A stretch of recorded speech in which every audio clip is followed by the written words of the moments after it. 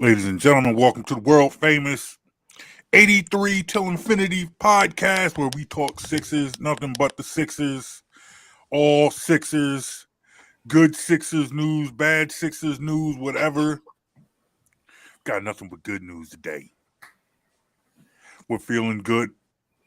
Sixers go to Boston and win game one without Joel Embiid. 45 points by the ageless wonder James Harden.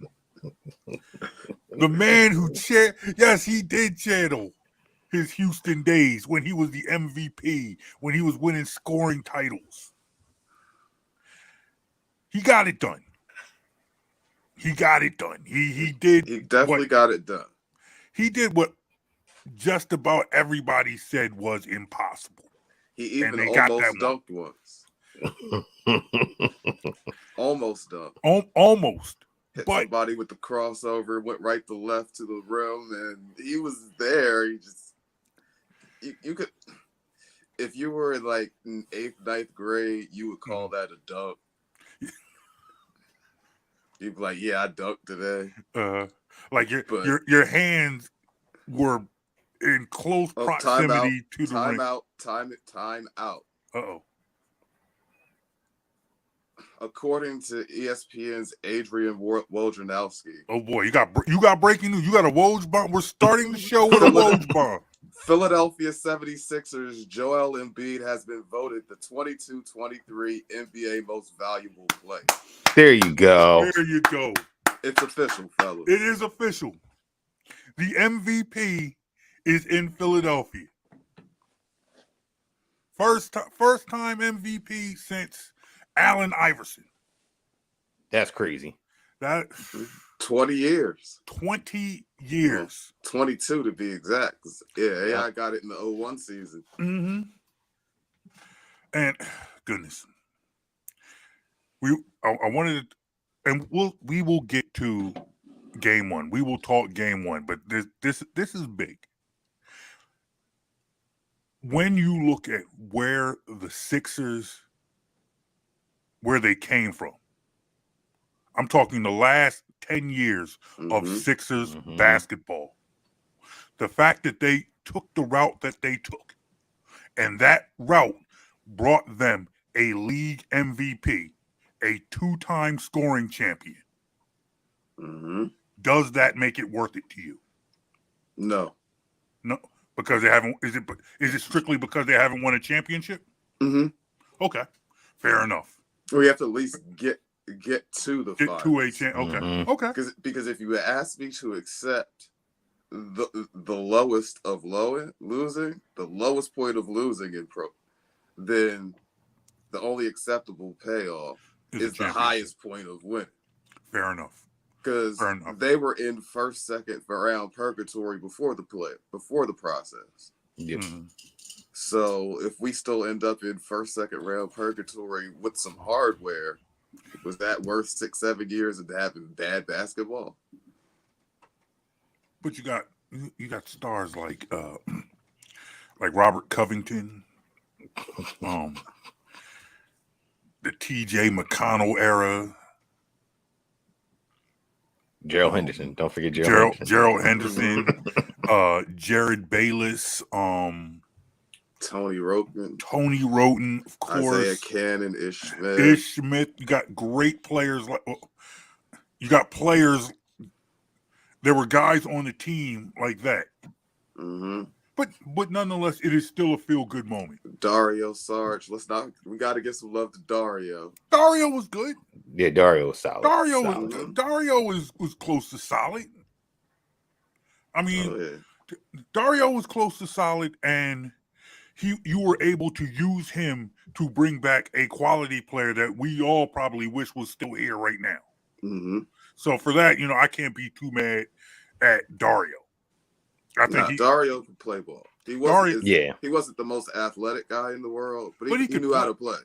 He knew his role and knew what he could do well, and didn't go past his means.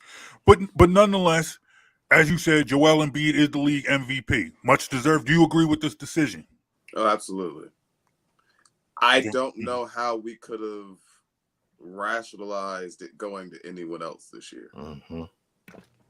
Well, we had AG Anthony Gilbert on the show a couple of weeks ago, and he had pointed out he just didn't think that the NBA would give it to Jokic and make him a 3-time league MVP because of the historic context.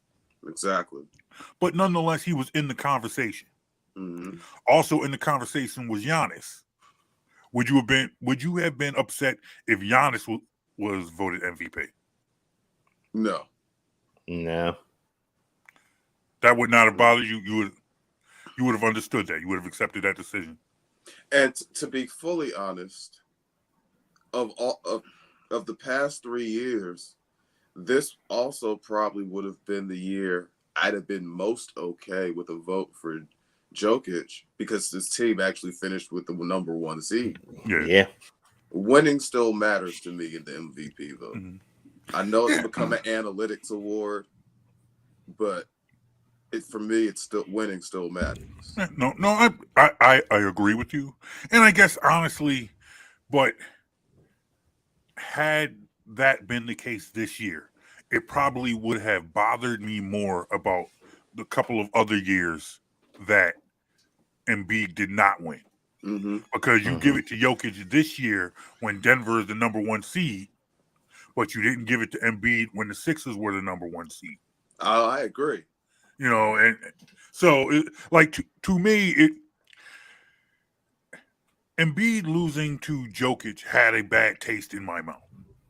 You give it to Jokic this year for for reasons like that, then it's almost I understand. Like it's like putting the hypocrisy right there. Like we're not even going to hide it anymore. We just going to give it to Jokic because that's who we like. That's our guy.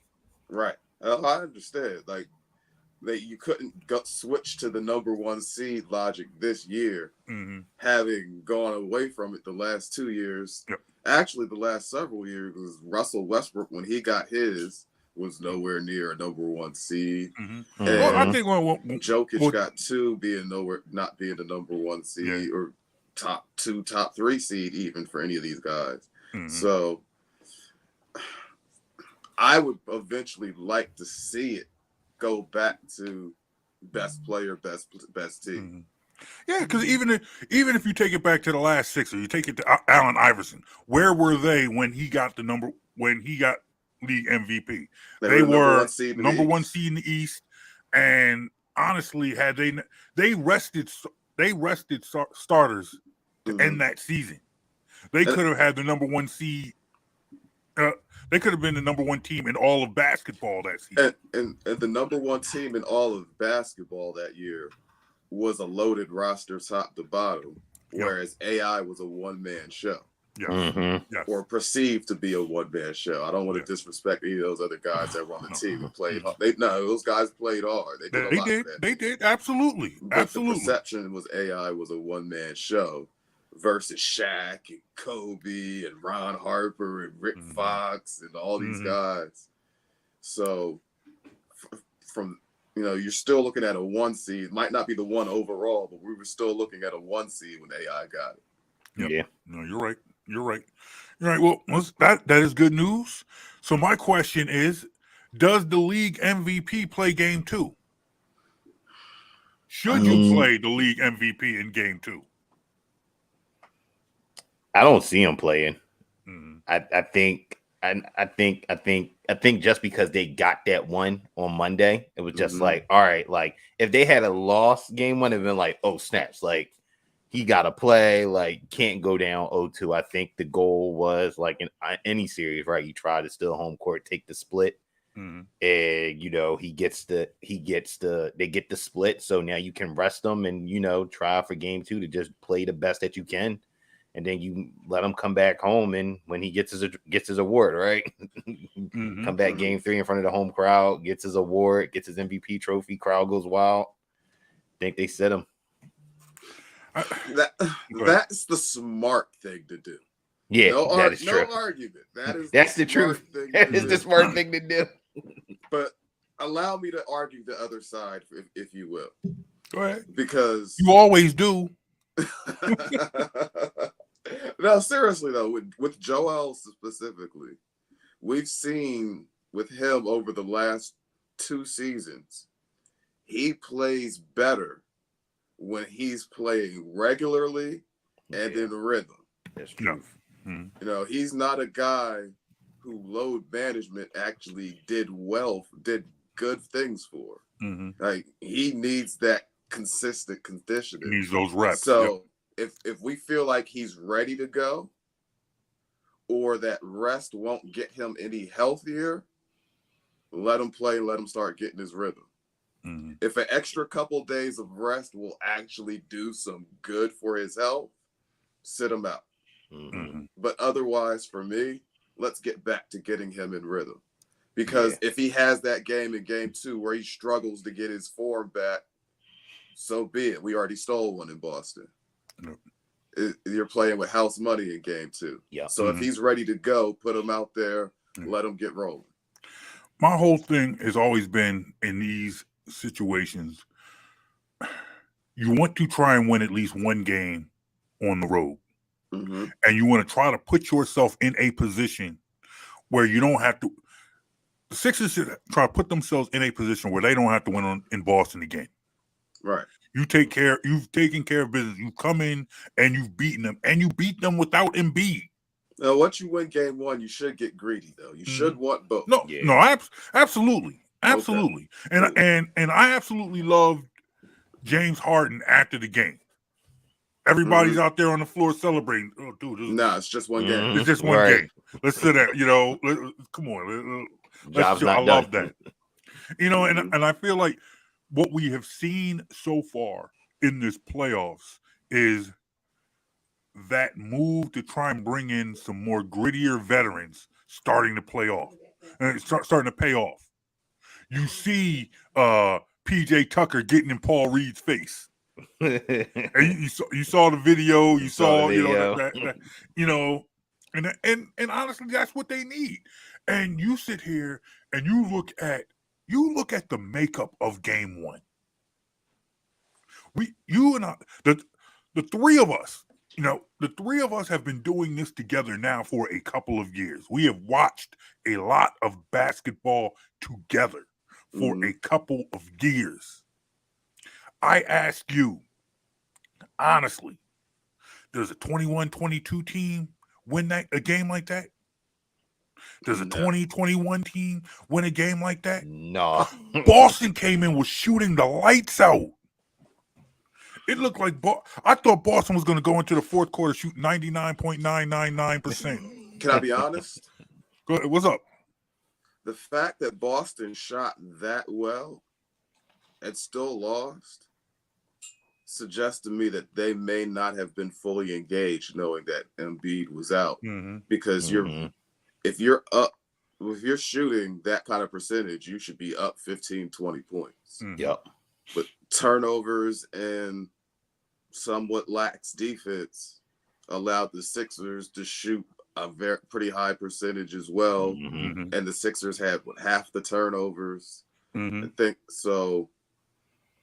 Boston has some things that if they clean up, that actual, because they exposed Philly's perimeter defense. Let's be honest, and they exposed the fact that Embiid wasn't there at the rim to protect it. Yep. They just didn't do anything at the other end to actually win the game. Yeah. I want to share a tweet with you guys. I want to get your opinion on it. This is from my man Brian Brennan from NBC Sports Philadelphia. Said this Celtics team has shown over and over that they're a mentally fragile group and tend to crumble in tight spots, especially when they're supposed to win. Sixers absolutely have a chance to come home with a 2-0 lead tomorrow night. Mentally, I can't go to mentally weak part and crumble.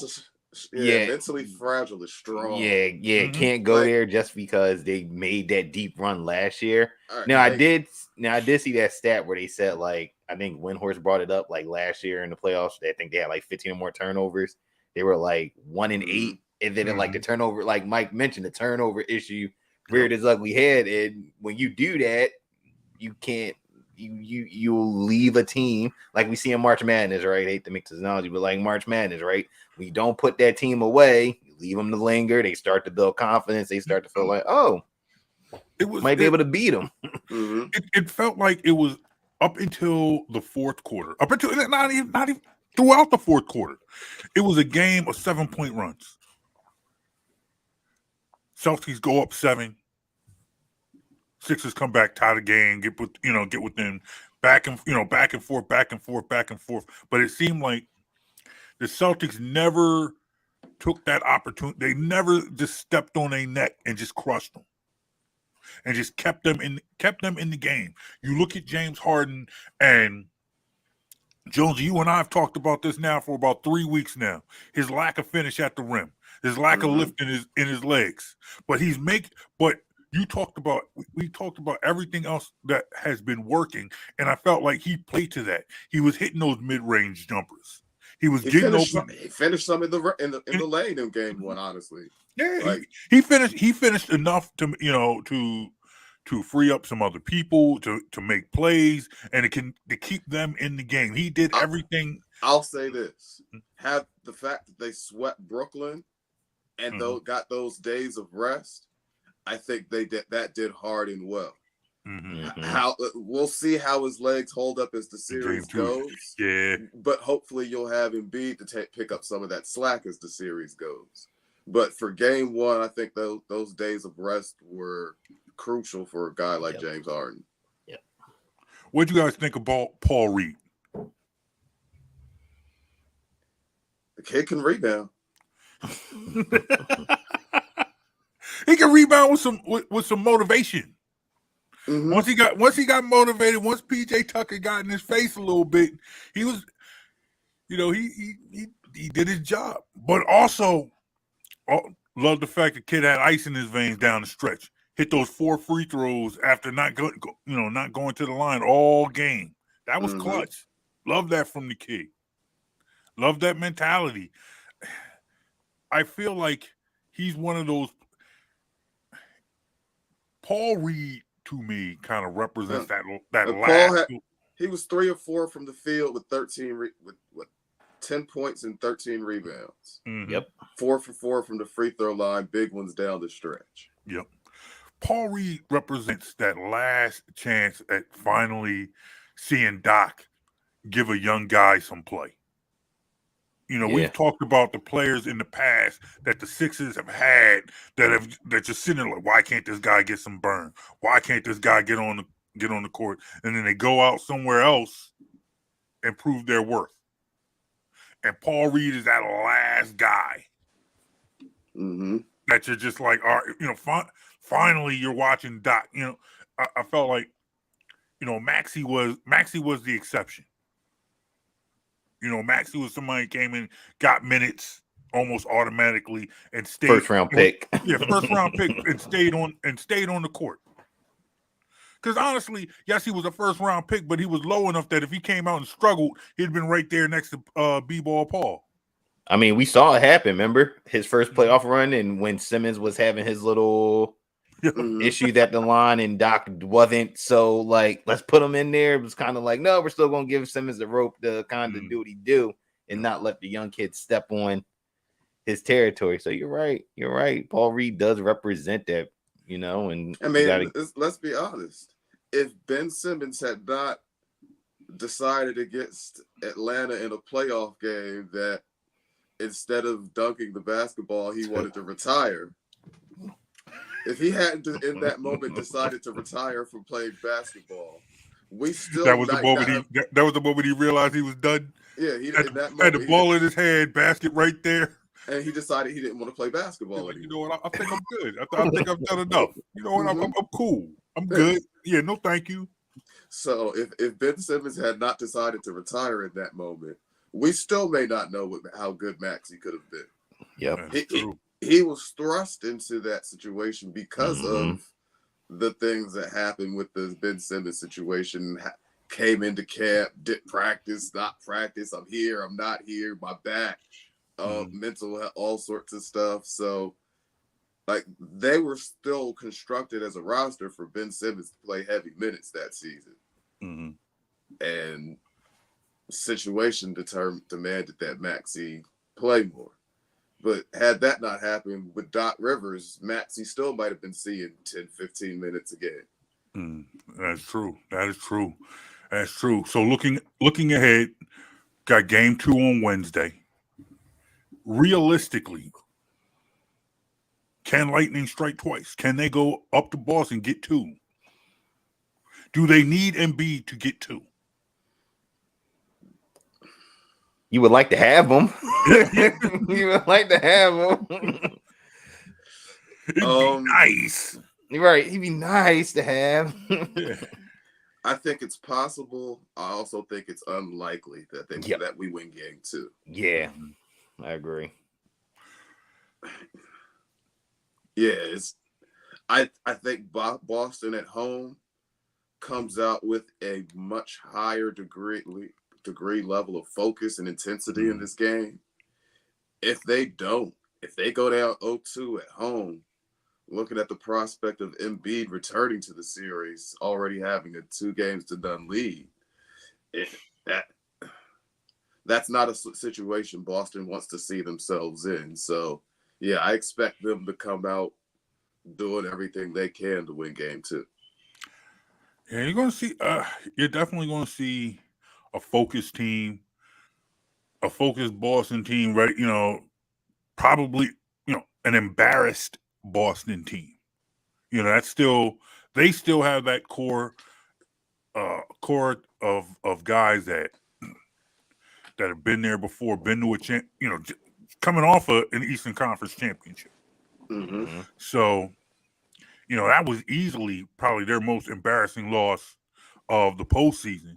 So you're going to get them at their best. You're going to see them at their best. And when you look at it, you're looking at possible, really a defensive tweak. They shot the ball well. It's not like they came out there and got blown out in the game. They were, they played well enough to win that game, but the Sixers made shots down the stretch. Yeah. They didn't crumble. They didn't every time the Celtics went up 7-8, right? The Sixers kept punching. They kept punching back and punching back, and Boston probably felt like, why is these guys like not folding, right? Because I think Al Horford said something along the lines of the effect of like saying like we didn't like make the Sixers fill us, right? And I think that's what we're probably going to see too, right? Like I think they're going to make a point to like go inside the paint and like force the issue. Because I think they got lost and in trouble with settling for so many perimeter jump shots in that second half. It's like the Celtics have no answer. Really don't have an answer for Joel Embiid. But they absolutely have an answer for Paul Reed. Yep. Montrezl Harrell, if you want to put, you want to give him some minutes, whoever the Sixers decide to put in the center, they have an answer for that. And nonetheless, whether they have an answer for Joel Embiid, the Sixers still have no answer for Tatum and Brown. So that's what the Sixers have to look forward to. That's what's coming at them on Wednesday. They proved on Monday that they're not necessarily intimidated by that. You saw a mentally tough team, and you saw a team with their best player hitting shots when you needed him to hit shots. And you're going to need that again on Wednesday, especially if Embiid's once again on the bench. Like I said, I expect Boston to play better defense in game 2, and I expect them to be a little sharper and reduce their turnovers in game 2. So I'm going to need a little more from others on Philadelphia's roster. Others like who? Maxey had a better game than what he's been doing. He came into that game averaging 8.2, I believe, against the Celtics in his career. So he beat his average, but there's room for Maxey to improve.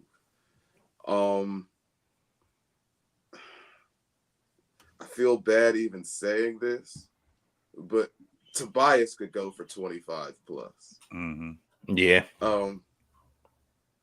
You know, I'm happy with the level of consistency Tobias continues to show us.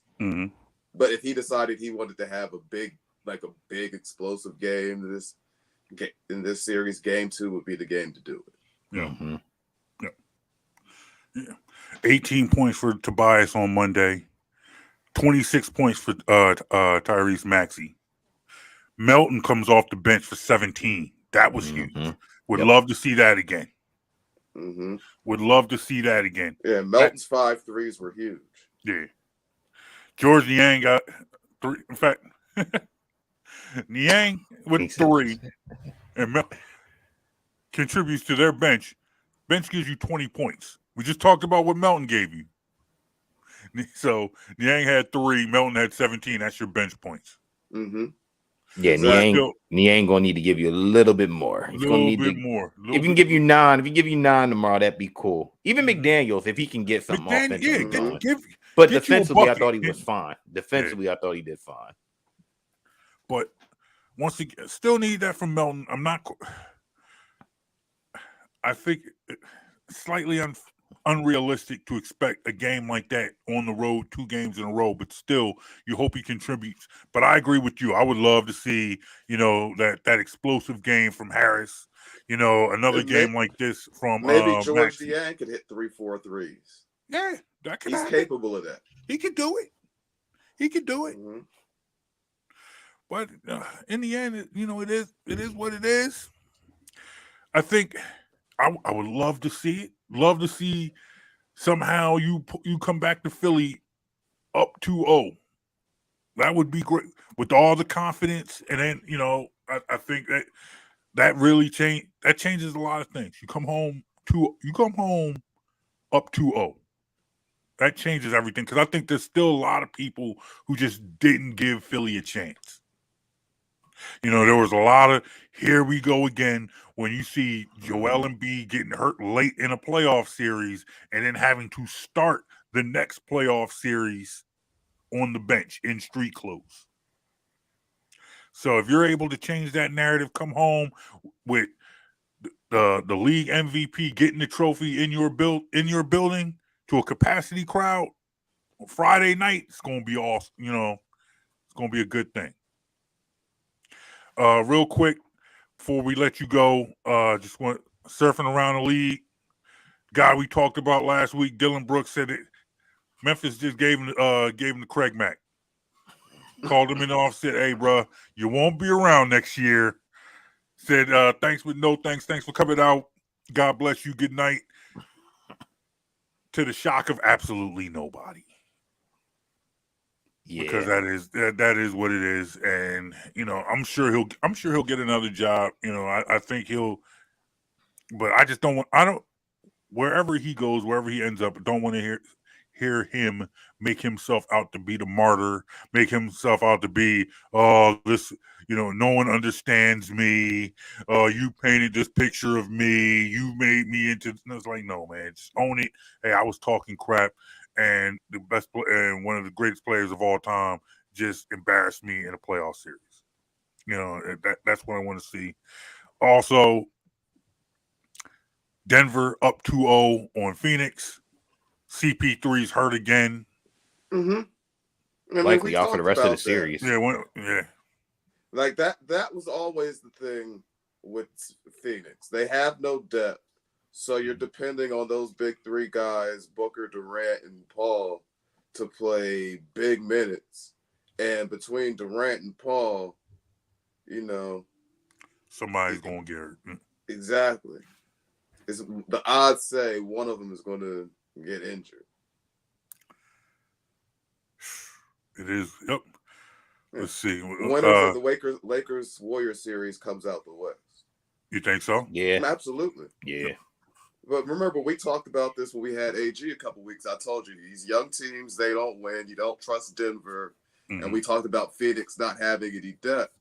So when we went through it kind of leaned towards, despite the seeding, those 2 teams really be the best two built teams for a playoff team in the West. The Lakers, the Warriors were getting Andrew Wiggins back, and the Lakers post-trade deadline were a completely different team than what they were prior to that. Javon, let me ask you, how much of a chance do you give the Lakers to beat the Warriors? Can this Lakers team beat this Golden State team? Yeah, they can. I think we saw it when they obviously made the new additions, like latter half of the year. They were able to beat them. I think they beat them like 3 straight times. So they obviously can. The question for the Lakers is, right, like, can you depend on your bench like you did back in the Grizzlies series, right? Like Rui Hachimura had some big games for them.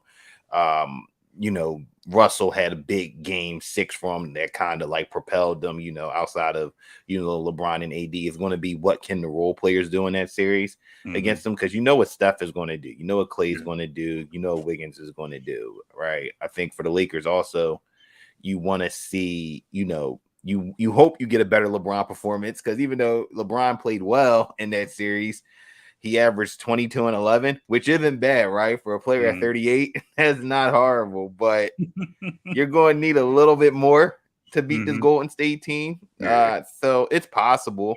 It's just going to come down to, can you stop also those Golden State patented runs? Like when they go on these runs, can you try to slow that down? And can you make shots at the end of the day, right? Can Russell make shots? Can Austin Reeves make shots? And can Rui continue to be that 6th man off the bench for him? I hear you. Real quick, who you got in this Miami New York series? Well, Jimmy Butler's out tonight, out for game 2.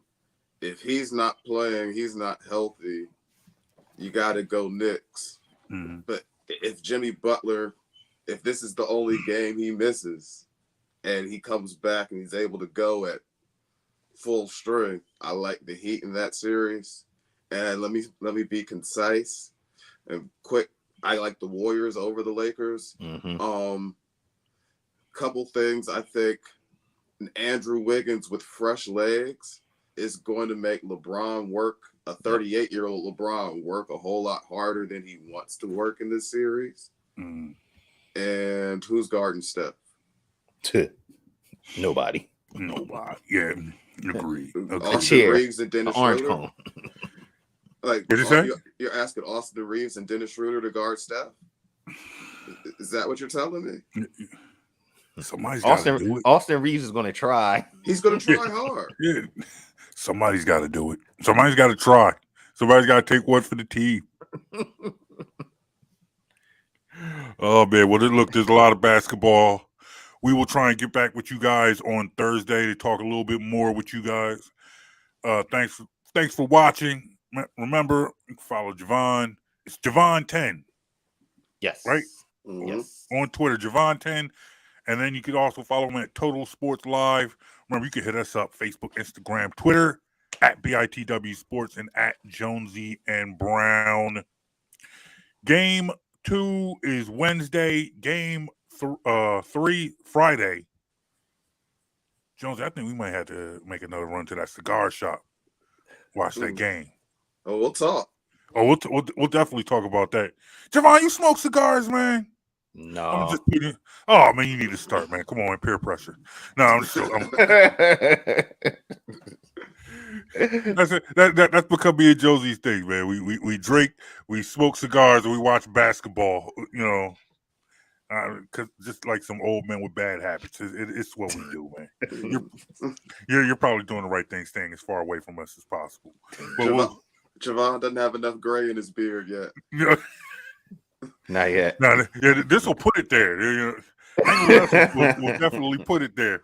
All right, you guys. Thanks for listening to the 83 to Infinity podcast. Check us out next time. Go Sixers. Peace, y'all. Peace.